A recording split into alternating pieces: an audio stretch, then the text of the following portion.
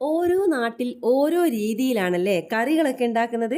അപ്പോൾ ഞാനിവിടെ കറി വെക്കുന്നത്, അതായത് സാമ്പാറാണ് ഇന്ന് വെക്കുന്നത്. അത് തേങ്ങ വറുത്തരച്ചിട്ട് ഉണ്ടാക്കാമെന്ന് വിചാരിക്കുന്നത്. അപ്പോൾ പച്ചക്കറിയൊക്കെ ആദ്യം തന്നെ മഞ്ഞൾ വെള്ളത്തിൽ കുറച്ച് സമയം ഇട്ട് വെച്ചു. പിന്നെ അതെല്ലാം കഴുകി കട്ട് ചെയ്തെടുത്തിട്ടുണ്ട് കേട്ടോ.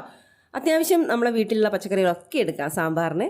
എന്നിട്ട് ഒരു പാത്രം വെച്ച് എണ്ണ ചൂടായ ശേഷം അതിലേക്ക് ഞാൻ ആദ്യം വെണ്ട ഇട്ട് വാട്ടി, അതിലേക്ക് പിന്നെ ഉള്ളിയും വഴുതിനങ്ങയും കൂടെ ഇട്ട് വാട്ടി അത് മാറ്റി വെക്കുന്നുണ്ട്. എന്നിട്ട് പിന്നെ കുറച്ച് ഇതിനൊന്നും വേവ് കുറവല്ലേ ഇതിനൊക്കെ.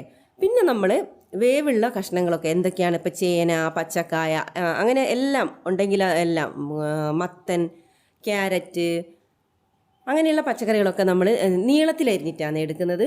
നീളത്തിലരിഞ്ഞിട്ട് പിന്നെ എണ്ണയിലോട്ടിട്ട് വാട്ടിയെടുക്കുമ്പോൾ തന്നെ നമ്മൾ മസാലപ്പൊടികളൊക്കെ അതിലിടും. മല്ലിപ്പൊടി, മഞ്ഞൾപ്പൊടി, മുളക് പൊടി, ഉപ്പ്, ആവശ്യത്തിനുള്ളതെല്ലാം അതിലിടും. പിന്നെ അതിലേക്ക് നമ്മൾ വെളുത്തുള്ളി, പിന്നെ ചുമന്നുള്ളി ഇടാം, ഇഞ്ചി, ഇതൊക്കെ കൂടെ അതിലിടാം. എന്നിട്ട് എല്ലാം കൂടെ നന്നായിട്ട് നമ്മളിങ്ങനെ വാട്ടിയെടുക്കുമ്പോൾ തന്നെ പച്ചക്കറികൾ വേവ് കിട്ടും കേട്ടോ, പകുതി കുക്കാവും. എന്നിട്ട് എന്ത് ചെയ്യുക, അതിലേക്ക് പിന്നെ നേരത്തെ മാറ്റി വെച്ച വെണ്ടയും ഉള്ളിയും വഴുതിനയും വാട്ടി വെച്ചിട്ടില്ലേ, അതും കൂടെ ഇതിലിട്ടിട്ട്, പിന്നെ മുരിങ്ങക്കായ ഉണ്ട് കേട്ടോ. മുരിങ്ങക്കായ്ക്ക് വേവ് കുറവായതുകൊണ്ടാണ് ഞാൻ പിന്നെ ഇടുന്നത്. കാരണം പിന്നെ ഈ മറ്റേ പച്ചക്കറികൾക്ക് നമ്മൾ എണ്ണയിൽ കിടന്ന് തന്നെ പകുതി വേവാകുന്നുണ്ട്. പിന്നെ ജസ്റ്റ് നമ്മൾ പുളിവെള്ളം ഒഴിച്ചൊന്ന് തിളപ്പിച്ചാൽ മതി.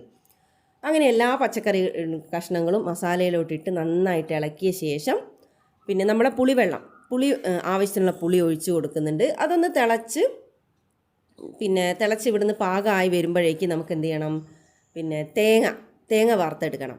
അതിന് ഞാൻ ഒരു പാത്രത്തിൽ എണ്ണ ചൂടായ ശേഷം വെളുത്തുള്ളിയും ചുവന്നുള്ളിയും കൂടെ മൂപ്പിച്ചെടുക്കുന്നുണ്ട് ഫസ്റ്റ്.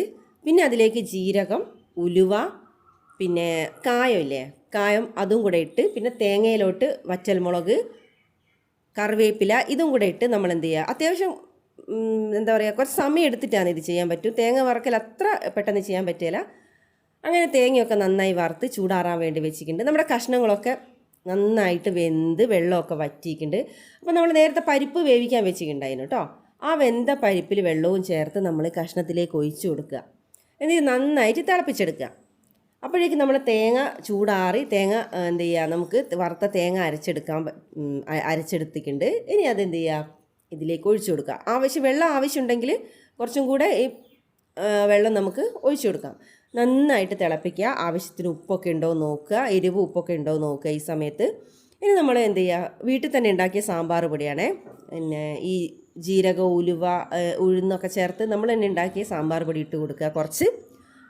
പിന്നെ നല്ല നാടൻ കറിവേപ്പില കുറച്ചധികം ഇട്ട് കൊടുക്കുക. അതിന് കഴിഞ്ഞ് കുറച്ച് മല്ലിയിലയും കൂടെ ഇട്ട് കൊടുക്കുക, തിളപ്പിക്കുക. അപ്പോൾ ഇത്രയേ ഉള്ളൂ നമ്മുടെ കറി സെറ്റ്. ഒരു വറവും കൂടെ ഇട്ട് കൊടുക്കുക.